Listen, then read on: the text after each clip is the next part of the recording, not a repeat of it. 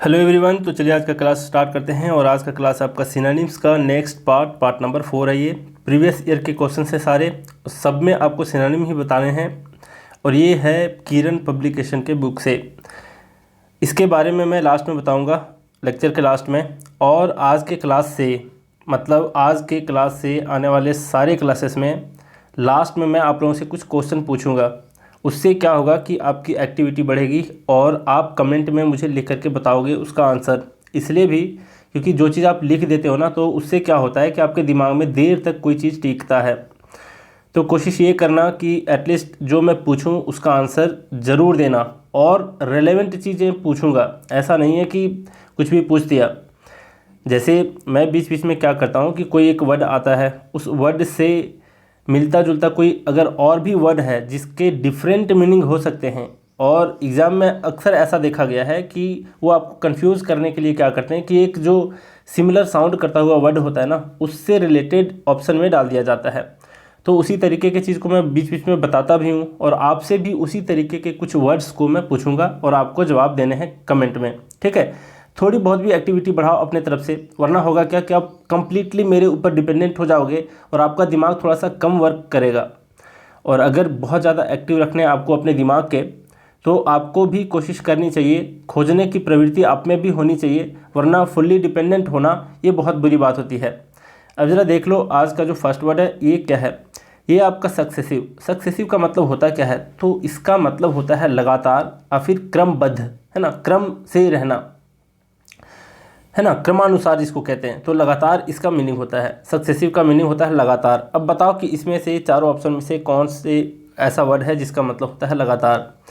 तो एक एक करके देखते हैं। ये है रैपिड। रैपिड का मतलब होता है शीघ्र, जल्दी, तो ये तो इसका आंसर होगा नहीं। नेक्स्ट आपका विक्टोरियस। विक्टोरियस का मतलब होता है विजेता, जो मतलब जीत जाते हैं, जीतने वाला, है ना। नेक्स्ट है बेनिफिसेंट। बेनिफिसेंट का मतलब होता है क्या है, तो इसका मतलब होता है दूसरों की भलाई करने वाला, उपकार करने वाला। ठीक। अच्छा, बेनिफिसेंट से एक वर्ड मुझे याद आया, देख लो।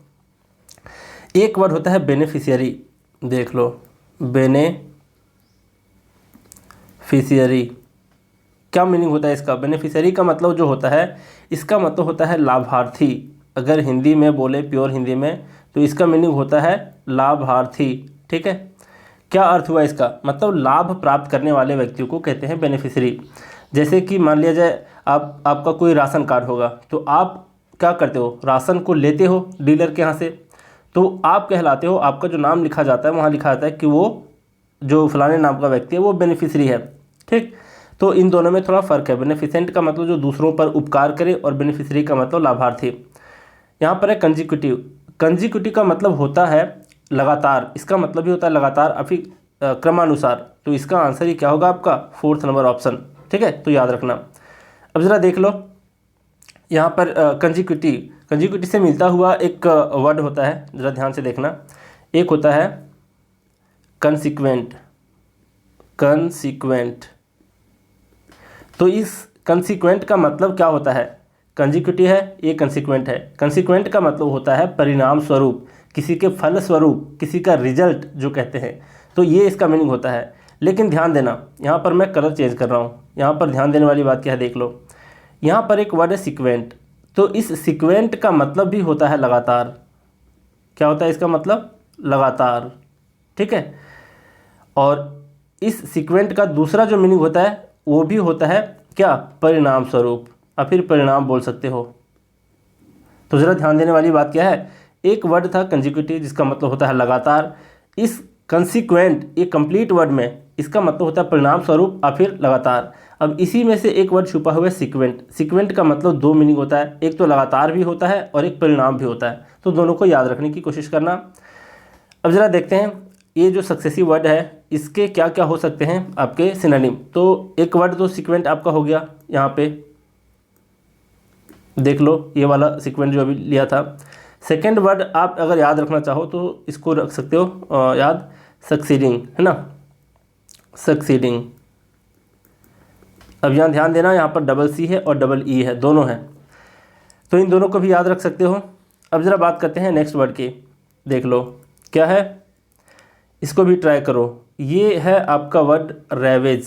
रेवेज का क्या अर्थ होता है, तो इसका मतलब जो होता है, इसका मतलब रेवेज का मतलब होता है बर्बाद कर देना। ठीक है, अब ज़रा बताओ कि किसका मतलब होता है बर्बाद कर देना। तो देखते हैं एक एक करके। एक वर्ड है ब्रेक। ब्रेक का मतलब तोड़ देना होता है। ब्रेक का मतलब बर्बाद करने के सेंस में हो सकता है, लेकिन यहाँ पर नहीं होगा। ब्रेक का मतलब आप टुकड़ों में किसी चीज़ को अगर तोड़ते हो तो उसको कहते हैं ब्रेक करना, तो ये तो आंसर होगा नहीं। अबॉलिश का मतलब क्या होता है? निरस्त करना, किसी चीज़ को रद्द करना, कोई प्रोग्राम है उसको कैंसिल करना, है ना, कोई लॉ है, कोई नियम बनाया गया है उसको निरस्त करना, कैंसिल करना, ये कहलाता है आपका अबॉलिश। ठीक, अब जरा देखो, ये तो इसका आंसर होगा नहीं। अब यहाँ पर डिस्ट्रॉय है और डिमोलिश है, इन दोनों का मतलब भी होता है बर्बाद करना, लेकिन आपको ध्यान देना है कि इसका आंसर होगा क्या।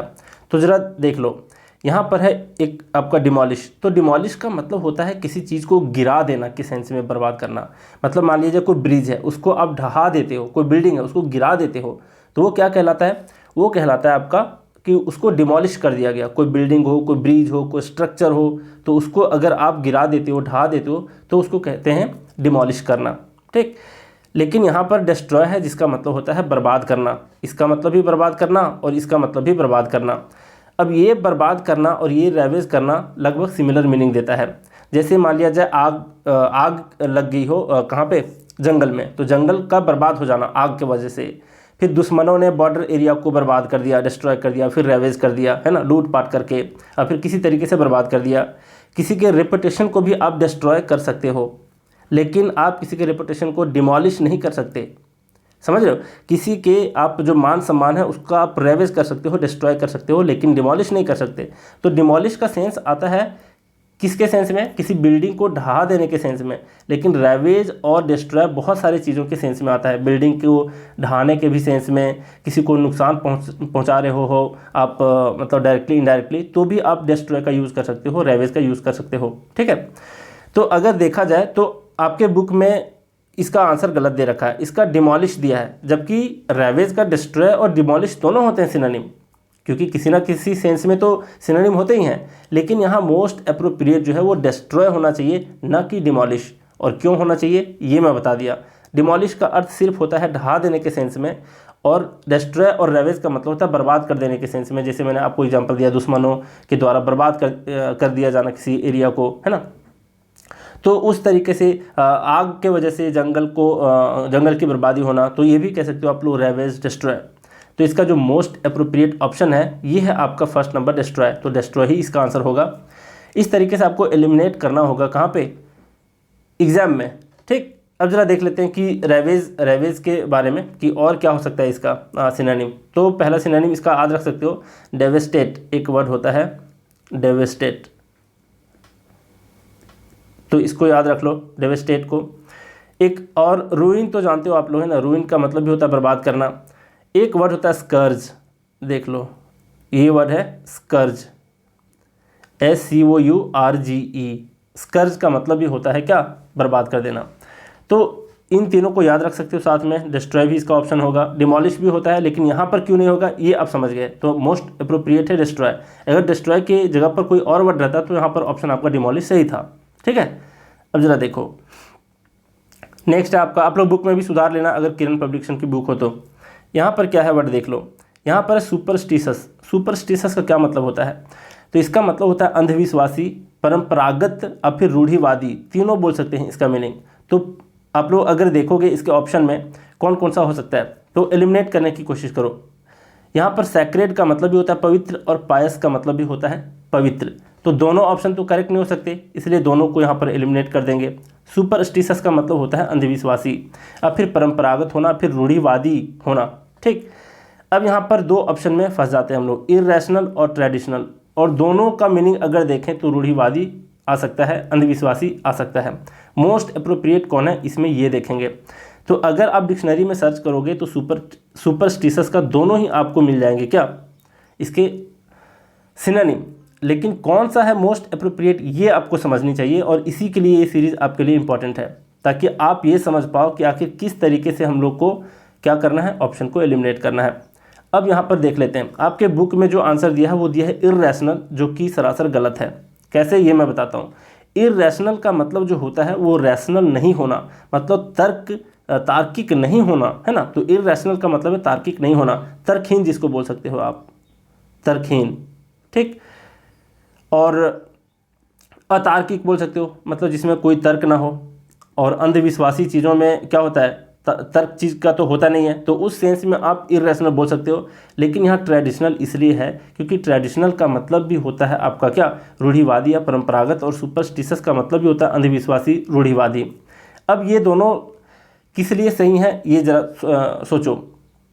मतलब सुपरस्टिशस का यहाँ पर ट्रेडिशनल इसलिए है क्योंकि आप अंधविश्वासी बनते हो तो किस चीज़ को लेकर के अंधविश्वासी बनते हो, जो चीज़ बहुत पुराने टाइम से चलता आ रहा हो, है ना, और बहुत मतलब दशकों से वर्षों से चला आ रहा हो, और उसके ऊपर आपकी एक गलत मानसिकता बैठ जाए कि नहीं ऐसा करने से ऐसा होता है। जैसे लोग खाली बर्तन देखने से सोचते हैं कि उसका मतलब दिन खराब चला जाएगा, है ना। तो ये आपका एक सुपरस्टिशन है आपके लिए, है ना। आप सुपरस्टिशस हो, मतलब आप एक तरह से अंधविश्वासी हो।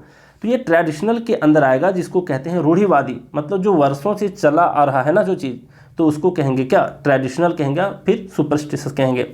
भले ही आपके बुक में इर्रेशनल दिया है, जबकि इसका इर्रेशनल और ट्रेडिशनल दोनों ऑप्शन है, लेकिन यहाँ पर मोस्ट अप्रोप्रिएट है ट्रेडिशनल। सुपरस्टिशस भी हम उसी चीज़ के लिए करते हैं, जो चीज़ बहुत सालों से चलता आ रहा है उसको हम लोग फॉलो करने लगते हैं, और ट्रेडिशनल उसी चीज़ को बता रहा होता है। और यहाँ पर इर्रेशनल थोड़ा सा डिफरेंट हो जाता है तर्क के सेंस में, लॉजिक के सेंस में, ठीक है। तो यहाँ पर इसका मोस्ट अप्रोप्रिएट आंसर है ट्रेडिशनल। तो समझने की कोशिश करना। मेरा काम है सिखाना, क्या गलत है क्या सही है उसको बताना। एसएससी ने क्या मान रखा है, आईबीपीएस ने क्या मान रखा है, वो उसकी मतलब वो उसकी अपनी सोच है, ठीक है। और मान लिया जाए एसएससी ने इर्रेशनल को आंसर करेक्ट मान लिया है, और आप मेरे से पढ़ के गए हो, ट्रेडिशनल में टिक लगाए हो, तो समझो कि आपके दिन ही खराब है। आप क्या करोगे, आप पढ़ के गए हो सही चीज़, लेकिन उसके हिसाब से अगर इर्रेशनल है तो आप कर ही क्या सकते हो। तो ऐसे होते हैं, लेकिन बहुत बार नहीं होते, रेयर केस में एक दो क्वेश्चन इस तरीके से पूछ दिए जाते हैं, तो आपको वहाँ समझना होगा। अब ज़रा देख लो, नेक्स्ट है आपका 34 नंबर। और एग्ज़ाम में भाई, एग्ज़ाम में कुछ होता रहता है, ये छोटी मोटी बातें होती रहती हैं, तो आपको उतना ज़्यादा स्ट्रेस नहीं देना है कि भाई एक गलत हो गए ऐसे करके, है ना। क्योंकि 200 क्वेश्चन अगर सेट करते हैं लोग मेंस के एग्ज़ाम में, तो समझ सकते हो कि 200 में एक दो क्वेश्चन तो निकलेंगे ही, एरर उसमें होंगे ही। अब ज़रा देख लो, यहाँ पर है मेंटोर। मेंटोर का क्या मतलब होता है, तो मेंटर बोलो या फिर मेंटोर बोलो, इसका मतलब होता है कोई मार्गदर्शन करने वाला, आपको रास्ता दिखाने वाला, सच्चे और अच्छे सलाह देने वाले को कहते हैं मेंटोर। और यहाँ पर है गाइड। गाइड का मतलब भी होता है मार्गदर्शक या फिर मार्गदर्शन करने वाला, तो इसका यही आंसर होगा, ठीक है। जीनियस है, जीनियस का मतलब होता है प्रतिभाशाली व्यक्ति। यहाँ पर स्टाइलिश है, जो काफ़ी ज़्यादा स्टाइल मारते हैं, है ना। फिलोसफर है, फिलोसफर का मतलब दार्शनिक, जो हर एक चीज़ के पीछे वो लॉजिक आपको समझाने लगे, और इंडिया में इसकी कमी है नहीं फिलोसफर लोगों की, है ना। हर व्यक्ति यहाँ का एक फिलोसफर है, कुछ भी बोलो तो अपना तर्क देंगे, है ना। वो उसको नहीं पता कि आप कितने एक्सपीरियंस्ड हो, आप किस तरीके की बातें करते हो, फिर आप कितना हद तक सही बोलते हो, लेकिन वो आपकी बात को काटेंगे ही काटेंगे। मेरे यहाँ एक कहावत है, देखो एक कहावत है, थोड़ा मतलब कह सकते हो इसको कि मजाक के लिए है, कि दतकट्टा और बतकट्टा को कोई नहीं सकता है। मतलब जो लोग बात काटते हैं और जो लोग दांत से काटते हैं उसको कोई नहीं सकता। तो ऐसे लोगों से थोड़ा सा दूरी बनाने की कोशिश करो, क्योंकि ये लोग ना फिलोसफर के भी फिलोसफर माने जाते हैं। हर चीज़ के ऊपर इसका एक अपना मतलब क्या कह सकते हो इसको, अपना एक सोच होता है। जैसे किसी बंदे ने मुझे मैसेज किया कि सर आप ग्रामर अच्छे से नहीं पढ़ाते हो। भाई तुम जज कैसे कर लिए, तुम जानते कितना हो और तुम कितने जानते हो। उसने कहा कि सर मैं बहुत सारे टीचर से पढ़ लिया, लेकिन मैं देख रहा हूँ कि आप सिर्फ वर्ड पढ़ाओ। वो अपने रिक्वायरमेंट को फुलफ़िल करने के लिए वो मुझे जज करने आ गया। तो मैं कैसा पढ़ाता हूँ कैसा नहीं पढ़ाता हूँ अभी तुझे अंदाज़ा नहीं है, और मैं तुझे ये बताना भी नहीं चाहता कि तुम आखिर कितना जानते हो और मैं कितना जानता हूँ, किस तरीके से पढ़ा सकता हूँ, ठीक है। और एक दिन में तो कुछ भी नहीं किया जा सकता, है ना। अभी तो मैं शुरू भी नहीं किया अच्छे से ग्रामर को, ये तो बात बाकी की बात है। दुनिया की सुनने लगो तो फिर तुम अपने रास्ते से भी भटक जाओगे। तो सुनना तो सबका है, लेकिन करना तो खुद का ही है। तो देखो यहाँ पर मेंटर का क्या हो गया, आपका गाइड, ठीक है। अब आगे बात करते हैं।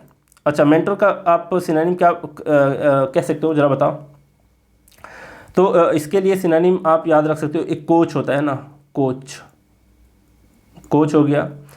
और आपका काउंसलर भी कह सकते हो, काउंसलर, ये भी याद रख सकते हो, काउंसलर।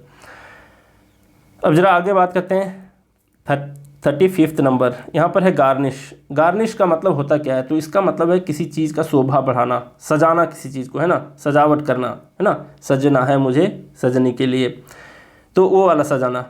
अब ज़रा बात करते हैं नेक्स्ट, पेंट। देखो आप अगर सर्च करोगे डिक्शनरी में कहीं भी तो पेंट का मतलब भी आपको कहीं ना कहीं मिल जाएगा सजाना, लेकिन यहाँ पर इस सेंस में नहीं है। चित्रकारी करके अगर सजाते हो तो उस चीज़ को कहते हैं पेंट करना। अब आपको इसको कैसे एलिमिनेट करना है तो देखेंगे हम लोग अभी। नेक्स्ट है आपका अडोर्न। तो अडोर्न का मतलब भी होता है सजाना, श्रृंगार करना, किसी चीज़ का शोभा बढ़ाना। तो मोस्ट अप्रोप्रिएट यहाँ पर अडोर्न है, ना कि चित्रकारी करके सजाना। और पेंट यहाँ पर इसलिए नहीं होगा, चित्रकारी के सेंस में आता है ये। नेक्स्ट है गार्नर। गार्नर का मतलब होता है इकट्ठा करना, किसी चीज़ को एकत्र करना, है ना, संग्रह करना, संचित करना, ये सब बोल सकते हो इसका मीनिंग। तो ये तो होगा नहीं। नेक्स्ट है बैनिश। बैनिश का मतलब होता है निकाल देना, मतलब किसी को घर से निकाल देना, किसी के प्लेस से निकाल देना, कंट्री से भी निकाल देना, बैनिश कहलाता है। अब ज़रा बात करते हैं, देखो गार्निश। गार्निश का मतलब होता है क्या? सजाना। अब यहाँ पर क्या क्या हो सकता है? तो डेकोरेट। डेकोरेट एक वर्ड है। आप इसको एम्बेलिश, बहुत बढ़िया वर्ड है ये, एम्बेलिश। यार पूछा भी गया है, आपको मिल जाएगा इसी सीरीज़ में कहीं ना कहीं, एम्बेलिश। तो इसको, इन दोनों को याद रख सकते हो। अब ज़रा देखते हैं आगे। आगे क्या है? आगे है आपका इनफ्रक्चुअस। इनफ्रक्चुअस का मतलब होता है क्या है? तो इसका मतलब होता है फ्रक्चुअस, पहले समझो। फ्रक्चुअस का मतलब होता है फलदायी, और यहाँ पर इनफ्रक्चुअस है, इसका मतलब होता है व्यर्थ, निष्फल जिसको कहते हैं, है ना, फलहीन जिसको कहते हैं, व्यर्थ हो जाना। अब किसका अर्थ है यहाँ पर व्यर्थ के सेंस में? ज़रा देखो, अगर आप ढूंढोगे ना ये सब के हिंदी मीनिंग, तो आपको पता है एकदम बहुत सारे वर्ड्स देखने को मिलेंगे और सब में कहीं ना कहीं व्यर्थ देखने को मिल जाएगा। अब आप क्या करोगे, किसको चूज करोगे इसमें? तो जो मोस्ट अप्रोप्रिएट है, तो इसमें मोस्ट अप्रोप्रिएट है आपका फ्रूटलेस, मतलब जिसका कोई फल ना हो, क्योंकि ये फ्रक्चुअस है और यहाँ पर फ्रूटलेस है, कहीं ना कहीं ये दोनों मैच करते हैं। अब ज़रा कैसे नहीं होगा बाकी ये ज़रा देखते हैं। यहाँ पर अननेसेसरी। अननेसेसरी का मतलब होता है फालतू चीज़, अनावश्यक चीज़, और रिडंडेंट का मतलब भी होता है अनावश्यक चीज़। तो दो चीज़ तो हो नहीं सकता इसका आंसर, इसलिए ये दोनों तो ऐसे ही एलिमिनेट हो गए। मीनिंगलेस का मतलब भी होता है आपका अर्थहीन, जिसका कोई अर्थ ना हो, महत्व ना हो, उसको कहते हैं मीनिंगलेस। ठीक है, तो ये मीनिंग के सेंस में है, इसलिए इसको भी एलिमिनेट करेंगे और इसका आंसर आपका फ्रूटलेस होगा।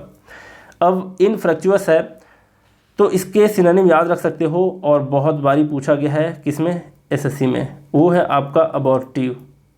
अबॉर्टिव, ठीक है। एक और वर्ड है ओसियोज, देख लो, उसको याद रखो। ये इसलिए मैं कह रहा हूँ क्योंकि ये वर्ड इम्पोर्टेंट है और आप बहुत लोगों ने सुना भी नहीं होगा।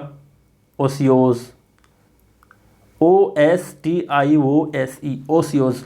इसका मतलब भी होता है आपका व्यर्थ, निष्फल चीज़। ठीक है, तो इन दोनों को आप लोग ध्यान में रख सकते हो। नोट्स बनाते हो तो अच्छी बात है। नेक्स्ट है, देख लो क्या नेक्स्ट है 37वां नंबर, फिडेलिटी। फिडेलिटी का मतलब होता क्या है? तो इसका मतलब होता है वफादारी, जिसको कह सकते हो, है ना, ईमानदारी, विश्वास, है ना। तो इसका मेन जो मीनिंग है विश्वास के सेंस में है। अब यहाँ पर देखेंगे हम लोग कि कौन कौन सा नहीं होगा। तो यहाँ पर अफेक्शन। अफेक्शन का क्या मतलब होता है? तो अफेक्शन का मतलब होता है आपका प्रेम, किसी से लगाव होना, है ना, ये कहलाता है आपका अफेक्शन। तो ये तो होगा नहीं।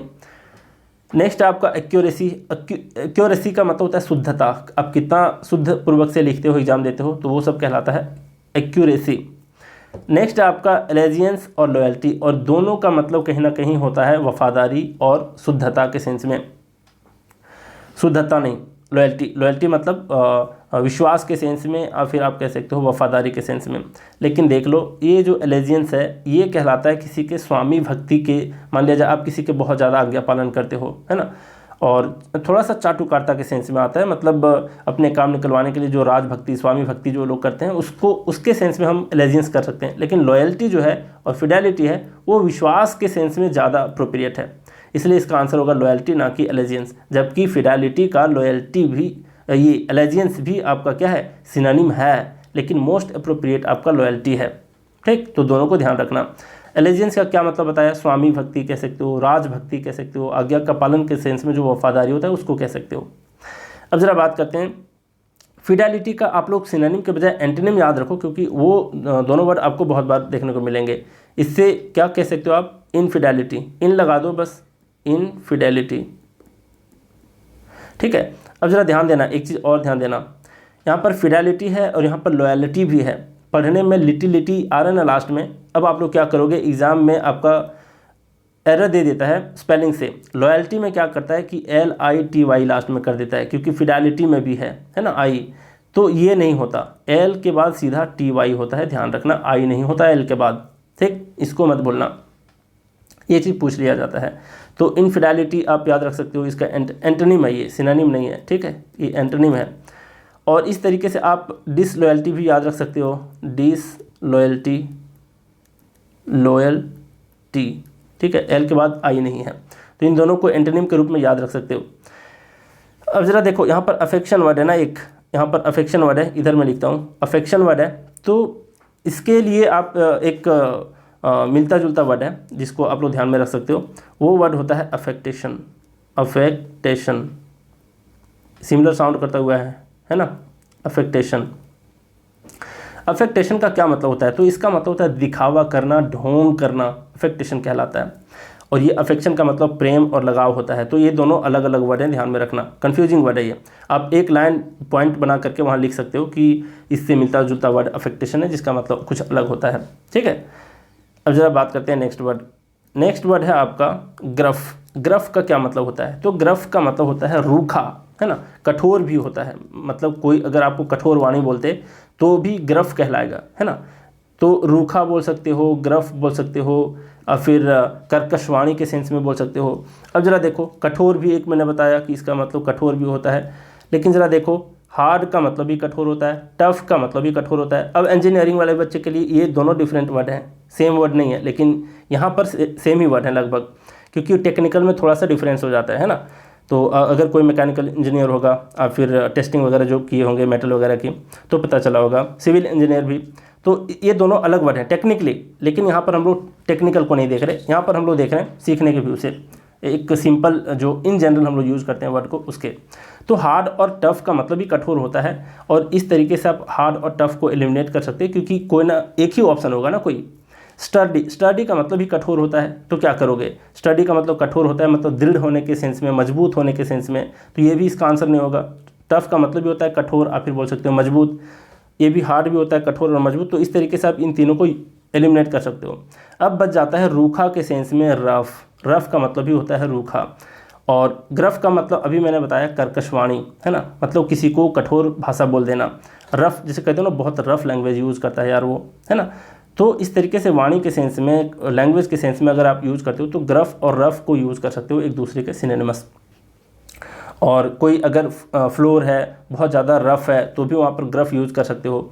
तो ग्रफ और रफ़ यहाँ पर मोस्ट अप्रोप्रिएट हैं, और दोनों ही आपस में आंसर भी हैं, सिनोनिमस भी हैं। लेकिन ये नहीं कि हार्ड, टफ और स्टडी भी इसके आंसर हो सकते थे, लेकिन क्यों नहीं होंगे ये मैं आपको बता दिया, है ना। तो कौन है मोस्ट अप्रोप्रिएट ग्रफ का यहाँ पर आंसर, तो रफ़। अब ज़रा बात करते हैं आगे। इसके सिनोनिम के रूप में अगर आप याद रख सको तो एक और वर्ड होता है स्टर्न, STERN, ठीक है, स्टर्न। अब ज़रा बात करते हैं नेक्स्ट वर्ड क्या है आपका, देख लो। नेक्स्ट वर्ड है डोलफुल। क्या है ये, डोलफुल। तो डोलफुल का मतलब होता है क्या है, तो इसका मतलब होता है उदास।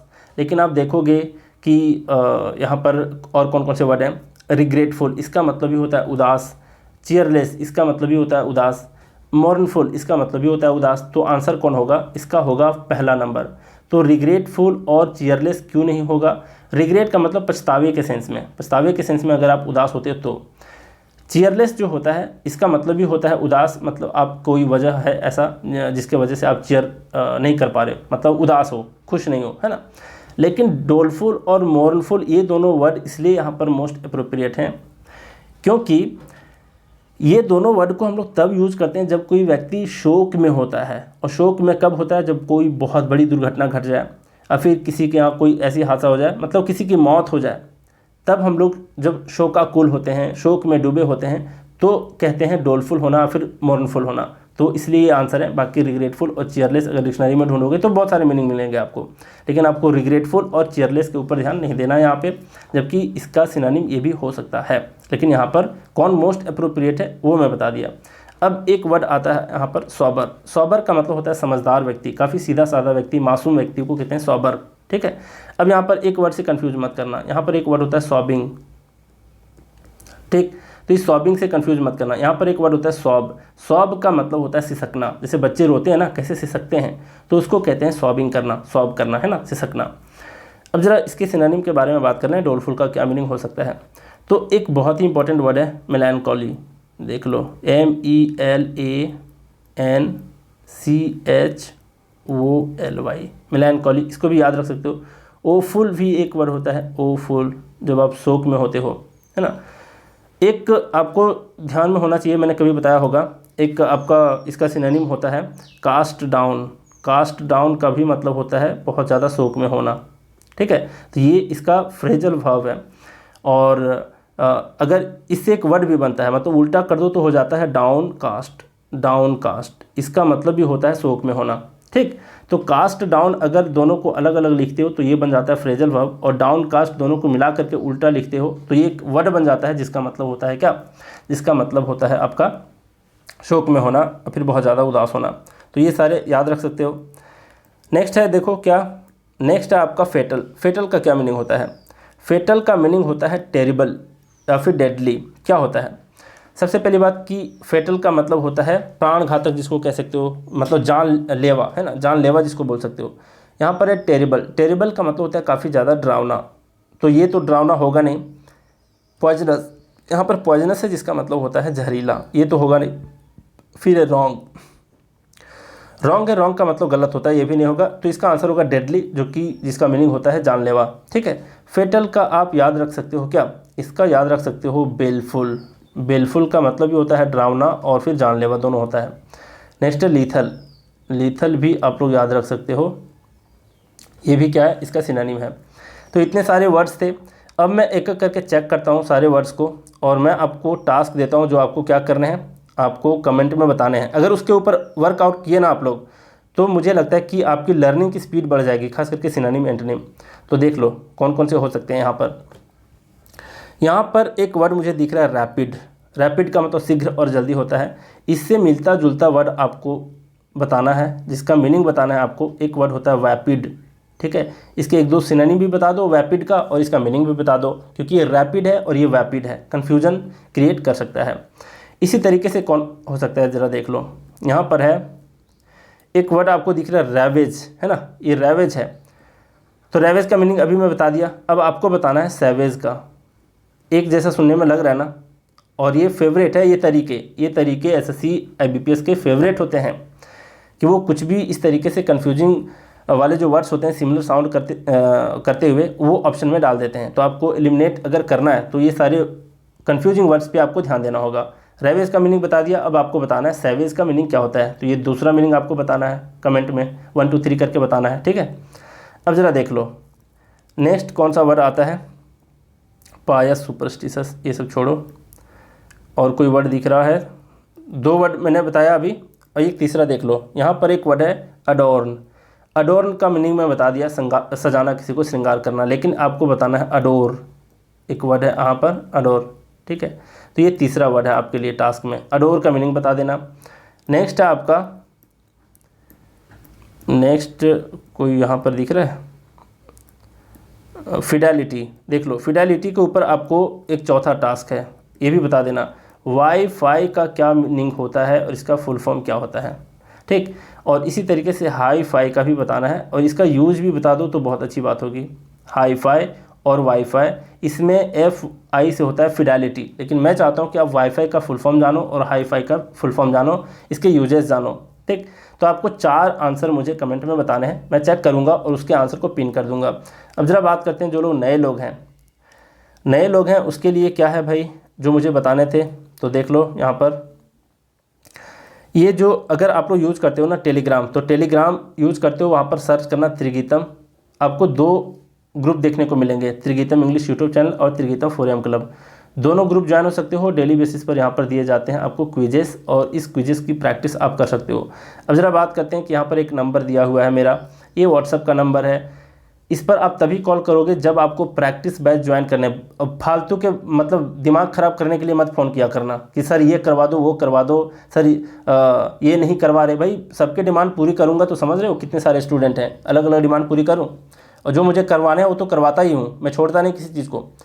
तो इस पर तभी आप मैसेज करोगे जब आपको इस प्रैक्टिस बैच को ज्वाइन करना है। ये पेड है, पेड मतलब 495 अभी चार्ज हैं इसके, जिसमें मैं वोकैब को अच्छे तरीके से सिखाता हूँ और ग्रामर जितने आते जाएंगे फ्यूचर में सबके टेस्ट भी आपको देता हूँ, ऑनलाइन टेस्ट। तो टास्क देता हूँ पहले, उसमें टेस्ट करवाता हूँ और बहुत सिस्टमैटिक ढंग से आपकी अंग्रेजी की तैयारी हो पाती है। तभी आप मैसेज करोगे, समझ गए ना मैसेज क्यों करना है, बेवजह का टाइम वेस्ट करने के लिए मत किया करना। तो ये नंबर किस लिए दिया हूँ ये आप लोग समझ गए। और अगर ये प्रोसेस आपको समझ में आ रही है, मतलब अगर आपको समझ में आ रही हैं चीज़ें और ये क्विक लर्निंग में आपको अगर बेनिफिट दे रहा है, तो आप लोग इस वीडियो को ज़रूर से ज़रूर लाइक करना। मैं चाहता हूँ कि कम से कम 24 घंटे के अंदर, ज़्यादा नहीं तो 100 लाइक्स तो ज़रूर देना यार, है ना। मिनिमम 100 लाइक्स पता है मतलब दिल खुश कर देता है जब कोई लाइक करता है कि हाँ भाई मेरे पढ़ाई हुए चीज़ों को किसी ने लाइक किया है, तो मज़ा आता है, कॉन्फिडेंस भी बिल्डअप होता है कि चलो मैं आप लोगों के लिए थोड़ा सा वर्क करूँ, है ना, वरना मैं क्यों वर्क करूँगा इतना ज़्यादा। तो चलिए आज भी बहुत कुछ सिखाया आप लोगों को, तो आज का क्लास हम लोग यहीं रैप अप करते हैं। Thank you very much.